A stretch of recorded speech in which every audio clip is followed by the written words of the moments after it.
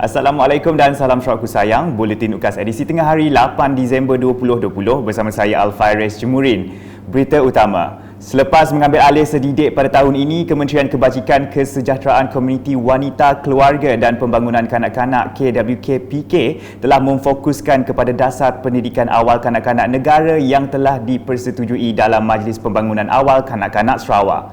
Menterinya Datuk Seri Fatimah Abdullah dalam sidang medianya di Kuching pada Isnin berkata, bengkel transformasi sedidik telah diadakan pada 19 hingga 21 Oktober 2020 yang bertujuan merangka hala tuju menjadikan institusi pendidikan awal kanak-kanak IPAKK di Sarawak yang berwibawa dan juga berkualiti, terutama sekali di kawasan luar bandar dan pedalaman, selari dengan aspirasi Kerajaan Sarawak.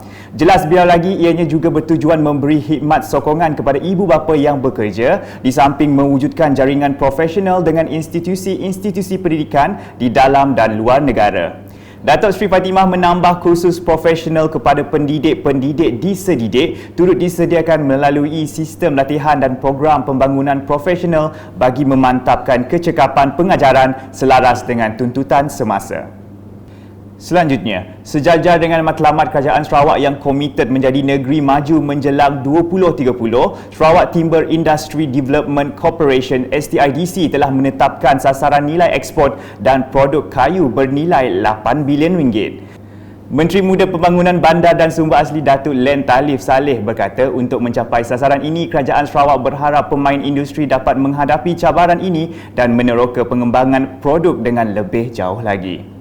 In tandem with the government aspiration to become a developed state by the year 2030, we have set a target of 8 billion export value of timber product. So that is to me, is very tall order. But nevertheless, at least we have set a target by which each and every one of us has a role to play to ensure that we can achieve that target. And to achieve this target, the government hopes that the industry player will rise to this challenge and explore further the development of timber product. Beliau berkata demikian semasa berucap dalam seminar on Engineered Timber Products 2020, anjuran Perbadanan Kemajuan Perusahaan Kayu Sarawak di Hotel Waterfront Kuching pada Isnin. Tambahnya lagi, industri kayu telah menjadi salah satu penyumbang utama kepada pembangunan sosioekonomi Sarawak sejak tahun 1960-an dan juga penyumbang ketiga dari segi komoditi ekspor selepas minyak dan gas dan produk petroleum, tetapi kini telah menurun ke tangga keempat selepas kelapa sawit. Berita seterusnya, sebuah masjid baharu berjumlah 3 juta ringgit yang terletak di Kampung Telahak kini sedang dalam proses pembinaan. Menteri Muda Pemodenan Pertanian Tanah Adat dan Pembangunan Wilayah Sarawak, Datuk Dr. Abdul Rahman Ismail berkata, apabila siap kelak, masjid yang boleh memuatkan lebih kurang 400 jemaah itu akan memberi kemudahan kepada 5 buah kampung di sekitarnya merangkumi Kampung Telahak, Kampung Ulak, Kampung Binjai, Kampung Menggatai, Kampung Buang Abai dan Kampung Meritam. Disebabkan oleh pertambahan penduduk, maka masjid tersebut tidak lagi muat lah. Dan sebab itulah kita memohon peruntukan daripada Yang Berhormat Ketua Menteri, dan beliau telah pun memberi peruntukan tersebut berjumlah 3 juta. Beliau berkata demikian semasa ditemui selepas mengadakan lawatan ke tapak projek Masjid Kampung Telahak dan tapak projek Jalan Meritam, Telahak, Buang Abai, Malaganggai fasa 4 pada Ahad. Kerja-kerja pembinaan masjid tersebut telah bermula pada 22 Oktober lepas yang mengambil jangka masa 18 bulan dan dijangka siap pada bulan April 2022. Dalam pada itu, Datuk Dr. Abdul Rahman yang juga Ahli Dewan Undangan Negeri Adun Bukit Kota berharap Jabatan Kerja JKR Wilayah Utara dapat memantau projek ini bagi memastikan kontraktor yang dilantik dapat menjalankan kerja mengikut masa yang ditetapkan dan mengikut spesifikasi yang telah diberikan. Selepas melawat tapak Masjid Kampung Telahak, Datuk Dr. Abdul Rahman dan rombongan juga melawat dan meninjau perkembangan terkini projek Jalan Meritam, Telahak, Buang Abai, Malaganggai fasa 4 yang sedang rancak dilaksanakan. Projek pembinaan jalan luar bandar bertarpiawaian R3 dengan panjang 9.55 km ini telah mencapai kemajuan fizikal sebanyak 76.5% dan dijangka siap pada September 2021. Apabila siap kelak, jalan ini akan menjadi laluan utama yang lebih singkat bagi penduduk-penduduk di sekitar kawasan seperti berikut ke Bandar Limbang. Masalah kekurangan tempat letak kereta yang sering mendapat aduan daripada orang awam di Hospital Miri kini sudah mempunyai jalan penyelesaian apabila farmasi pandu lalu drive-thru pharmacy ditubuhkan di situ.